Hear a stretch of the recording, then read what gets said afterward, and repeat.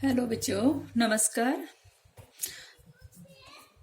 आज हम हिंदी हिंदी शिक्षण में जो हमारे पाठ योजना का टॉपिक चल रहा था, पद्य पाठ योजना बनाना सीख रहे थे, उसमें हम आगे करेंगे। हमने यहाँ तक शायद कर लिया था। हाँ, कि ये प्रस्तावना प्रश्न जो थे वो हमने पूछ लिए, यहाँ पर पढ़ लिए थे कि इसमें प्रस्तावना प्रश्न 5 प्रस्तावना प्रश्न पूछे गए थे, जिनमें से लास्ट वाला समस्यात्मक था कि भक्ति पदावली के बारे में आप क्या जानते हैं। तो यहाँ पर बच्चे इसका आंसर नहीं दे पाते हैं और ये एक प्रकार से समस्यात्मक प्रश्न बन जाता है। ठीक है, तो प्रस्तावना प्रश्न पूछने के बाद हम पूछेंगे, हम बोलेंगे उद्देश्य कथन। उद्देश्य कथन क्या होता है आप जानते हो कि उद्देश्य कथन हम इस प्रकार से बोलते हैं कि अच्छा बच्चों, आज हम कक्ष में भक्ति पदावली के पदों के बारे में विस्तार पूर्वक अध्ययन करेंगे। या फिर अच्छा बच्चों, आज हम कक्ष में मीराबाई की भक्ति पदावली के पदों के बारे में विस्तार पूर्वक अध्ययन करेंगे। ठीक है, उसके बाद आता है प्रस्तुतिकरण। प्रस्तुतिकरण, यहाँ पर प्रस्तुतिकरण आ गया। ये जब लगातार आप पाठ योजनाएं बनाते जाते हो तो इस तरह से ये यहाँ पर आज बनने लग जाती, कभी यहाँ पर आ जाती, कभी इधर आ जाती है, क्योंकि पूरी 20 पाठ योजना आपको एक डायरी के अंतर्गत बनानी होती है। वैसे काफी जगह रहती है, बच्चे काफी पीछे पेज भी खाली छोड़ देते हैं, तो इसलिए मेरा आपसे ये अनुरोध है कि आप प्रस्तुतिकरण ऊपर से करें। ठीक है, जो अपनी कॉपी का जो हाशिया होता है उसके ऊपर यहाँ पर प्रस्तुतिकरण करिए, या तो इस पेज पे करो फ्रंट वाले पे, या फिर इस पे हो तो यहाँ से प्रस्तुतिकरण दे। ठीक है, देखो आप उद्देश्य कथन बोलने के बाद प्रस्तुतिकरण आता है, और प्रस्तुतिकरण में उसी तरह से जैसे आपने गद्य में किया था कि एक तो आपको उस पाठ से संबंधित मिनीचर बनाना पड़ता है इस तरह से। ठीक है, तो ये मीराबाई की भक्ति पदावली, उसमें ये मीरा का चित्र बना रखा है और ये श्री कृष्ण का है। और इसके जो दूसरा विषय वस्तु वाला होता है, ये विषय वस्तु का है। तो विषय वस्तु में आप 1 या 2 स्टैंजा जो आपके पद्यांश होते हैं वो आप साफ साफ राइटिंग में इस तरह से ड्राइंग किए हुए कागज पर या कलर किए हुए कागज के ऊपर इस तरह से आप उसके 2 या 3 पेज लिखोगे। जैसे आपने गद्यांश लिखा था उसी तरह से आपको पद्यांश भी इस कलरफुल पेज के ऊपर, या कोई भी डिजाइन बना लो या बाउंड्री बना लो, इस तरह का पेपर हो ताकि आपकी डायरी सुंदर बने। देखो इसने अच्छे से बना रखा है, एक मिनीचर और एक इसका विषय वस्तु से संबंधित एक प्लेन कागज के ऊपर इस तरह से आप लिखोगे। ठीक है, अब आ जाओ प्रस्तुतिकरण। प्रस्तुतिकरण में इधर आएगा आपका एक उद्देश्य कथन का, आपको जो विषय वस्तु का जो मिनीचर है या फिर पाठ से संबंधित दूसरा जो आपने डायग्राम सा बनाया वो भी इस तरह से आपको चिपकाना है एक साइड से, ताकि वो इस तरह से फोल्ड हो जाए और नीचे की जो औपचारिकताएं हैं वो भी हमें आराम से दिखाई दे सके। तो इस तरह से आपको बनाना है। देख लो किस तरह से चिपकाना है, इसी तरह से आपको भी चिपकाना होगा। ठीक है, तो या फिर इस साइड में तो इतना वो रहता नहीं है कि आप चिपकाओ, तो इसलिए यहाँ पर आप छात्र अध्यापिका क्रिया जो है वो भी देखिए और आप इस तरह से यहाँ पर ऊपर चिपका सकते हैं। इधर है आपका उद्देश्य कथन और यहाँ पर है छात्र अध्यापिका क्रिया और इधर है छात्र क्रिया। ठीक है, ये 3 कॉलम होंगे, ये दोनों कॉलम बराबर होंगे और बीच वाला कॉलम आपका बड़ा होगा, जैसे आपने गद्यांश में की उसी प्रकार। अब सबसे पहले उद्देश्य कथन में आएगा सुनकर अर्थ ग्रहण करना, सुनकर अर्थ ग्रहण करना। और फिर आएगा मेन हेडिंग यहाँ पर छात्राध्यापिका क्रिया के अंतर्गत सैस्वर वाचन। सैस्वर वाचन, ये सैस्वर वाचन है। देखो गद्यांश में आपने आदर्श वाचन किया था, अनुकरण वाचन किया था, और यहाँ पर आप सैस्वर वाचन करोगे। सैस्वर वाचन, सैस्वर वाचन क्या होता है, जो भी पद होते हैं या जो भी दोहे होते हैं उनका आरोह अवरोह लय और गति के साथ वाचन करना। ठीक है, वहां पर विराम चिन्ह इस तरह का प्रयोग करते हुए आरोह अवरोह के साथ वहां पर आपने किया था। यहाँ पर आपको लय और ताल से कविता का प्रस्तुतिकरण करना है, इसलिए यहाँ पर सैस्वर वाचन कहा जाता है। ठीक है, तो सैस्वर वाचन यहाँ पर इसमें लिखा, सैस्वर वाचन तो आपको इसका करना होगा। बसो मेरे नैनन में नंदलाला मोर मुकुट मकरार कृति कुंडल अरुण तिलक सोहे बाल। इस तरह से आपको लय और ताल के साथ इसका वाचन करना है कक्षा में जब आप शिक्षण कराओगे। और डायरी में आपको यहाँ पर सैसुर वाचन में लिखना है कि छात्राध्यापिका भक्ति पदावली के पदों का आरोह अवरोह लय व गति के साथ वाचन करेगी। इस तरह से आपको करवाना है। और छात्र क्रिया में क्या आएगा कि छात्र मनोयोग पूर्वक पदों का वाचन करेंगे, वो भी उनके साथ साथ मनोयोग पूर्वक पदों का वाचन सुनेंगे। इस तरह से आएगा।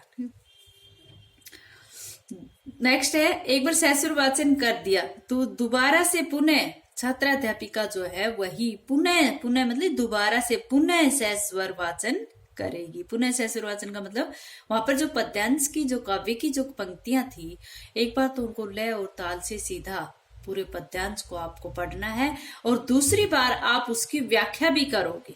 ठीक है, तो यहाँ पर पुनः सैसुर वाचन का में आप इस तरह से भी कर सकते हो या फिर उसी कविता को फिर से लय और ताल के साथ आप पढ़ोगे तो वो पुनः सैसुर वाचन होगा। एक बार सैसुर वाचन होगा और एक बार पुनः सैसुर वाचन। जब दोबारा पढ़ोगे तो उसको पुनः सैसुर वाचन कहा जाएगा। इस तरह से यहाँ पर लिखोगे पुनः सैसुर वाचन। छात्राध्यापिका पुनः पदों का आरोह अवरोह लय व गति के साथ वाचन करेगी। और हिंदी शिक्षण में आप इसको पुनः सैसुर वाचन की जगह उसकी व्याख्या भी करवाते हो। काव्य की जो व्याख्या होती है वो भी करवाई जाती है सब।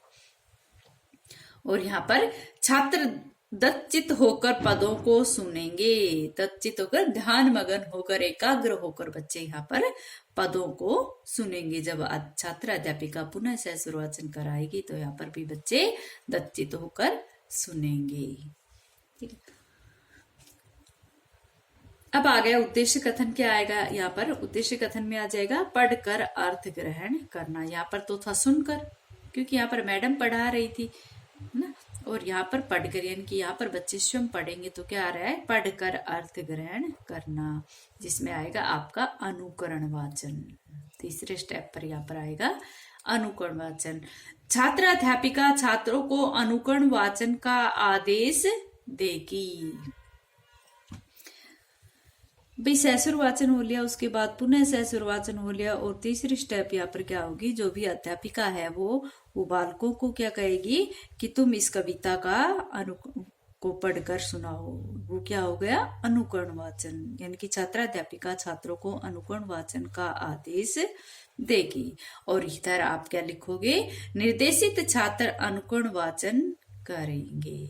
जिसको भी मैडम ने नाम लेकर खड़ा किया या बगैर नाम के इशारा किया, संकेत किया, तो वो कौन था? निर्देशित छात्र, जिसकी तरफ निर्देश दिया गया, जिसकी तरफ संकेत किया गया, तो वो छात्र क्या करेगा? अनुकरण वाचन करेगा।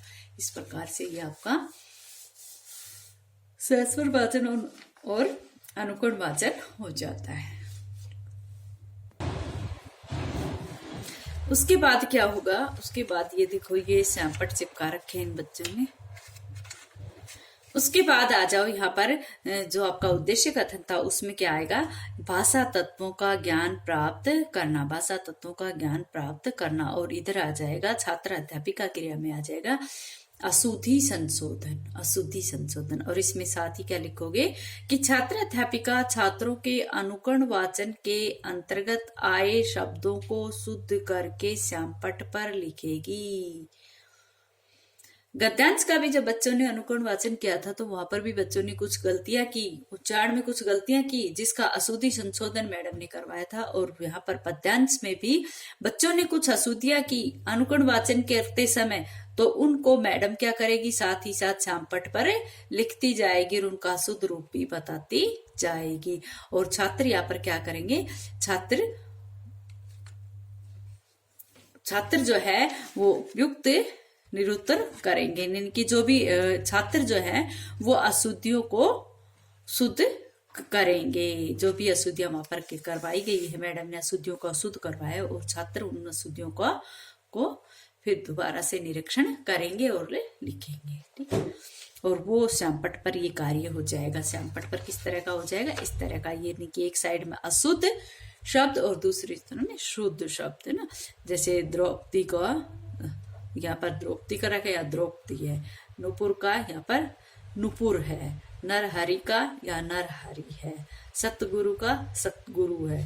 ठीक है, तो इस प्रकार से जानबूझकर यहाँ पर कुछ शब्द आप लिख सकते हो, या फिर जैसे बच्चे तो आप अशुद्धियां नहीं करते हैं, फिर भी आपको इस तरह से कि जानबूझकर कुछ शब्द इस तरह से लिखकर उनका शुद्ध रूप यहाँ पर श्यामपट्ट के रूप में चिपकाना है, छोटा श्यामपट्ट के रूप में। ठीक है, फिर आएगा कठिन शब्दार्थ, यानी कठिन निवारण जो आपने किया था वो कठिन शब्द उस पाठ में, उस कविता में आए हुए कुछ कठिन शब्दों को मैडम क्या करेगी, श्यामपट्ट पर लिखेगी और बच्चों को वहां पर उनके अर्थ बताएगी। देखो वहां पर तो आपने नवीन शब्द रचना की थी, तो वहां पर क्या क्या था, जैसे शब्द का अर्थ लिखा, उसका पर्याय लिखा, उसकी विधि लिखी, उसकी प्रय विधि लिखी, फिर उसका वाक्य प्रयोग लिखा। लेकिन यहाँ पर सिर्फ आपको कठिन शब्दों के अर्थ करवाने हैं। तो कठिन शब्दार्थ में क्या है कि छात्राध्यापिका भक्ति पदावली के पदों में आए कठिन शब्दों के अर्थ प्रत्यक्ष रूप में बताएगी। ठीक है, और छात्र क्या करेंगे, छात्र कठिन शब्दों के अर्थ समझेंगे और अपनी उत्तर पुस्तिका में लिखेंगे। ठीक है, ये इसने थोड़ा श्यामपट्ट ज्यादा चिपका रखा है, बाकी श्यामपट्ट को आप ये जो गैलरी सी है इसके अंदर यहाँ पर चिपका दो, बीच के अंदर, और जब भी आप उसको इस तरह से कर सकोगे, इस तरह भी दिखेगा और इधर भी दिखेगा। ठीक है, तो यहाँ पर ये जो लिखा हुआ है वो भी दिख जाएगा कि छात्र कठिन शब्दों को समझेंगे, के अर्थ समझेंगे और अपनी उत्तर पुस्तिका के अंतर्गत अंदर लिखेंगे। ठीक है, और ये है आपके सारे कठिन शब्द, इस पाठ में आए हुए कठिन शब्द जो है के अर्थ दे रखा है। जैसे विशाल, विशाल का विशाल, क्षुद्र का छोटा, अरुण का लाल, रसाल का मधुर, राजती का शोभती है, शोभिती। ठीक है, ये यहाँ पर शब्द और उनके अर्थ लिखे हुए। ठीक है, अब यहाँ पर आएगा आपका फिर वही से लिखित एवं निरीक्षण कार्य। लिखित और निरीक्षण कार्य कौन करता है, छात्र अध्यापिका करेगी, इसलिए छात्र अध्यापिका वाले का कॉलम में ही हम इसको लिखेंगे, लिखित एवं निरीक्षण कार्य। ठीक है, और इसमें लिखेंगे कि छात्र अध्यापिका छात्रों को कठिन शब्दों के अर्थ सहित अपनी उत्तर पुस्तिका में लिखने को देगी और स्वयं निरीक्षण करेगी, कि बच्चे लाइनों के बीच में जा जाकर देखेगी कि बच्चे वास्तव में लिख रहे हैं या नहीं, वो सही लिख रहे हैं या गलत लिख रहे हैं। इस तरह से उनका अवलोकन निरीक्षण भी मैडम करेगी। और छात्र क्या करेंगे, छात्र अपनी जो शब्द अर्थ है वो अपनी उत्तर पुस्तिका में लिखेंगे। ये तो यही करते रहेंगे, यहाँ से भी, यहाँ भी, यहाँ भी। ठीक है, तो अच्छा बच्चों, आज इतना ही, आगे कल कर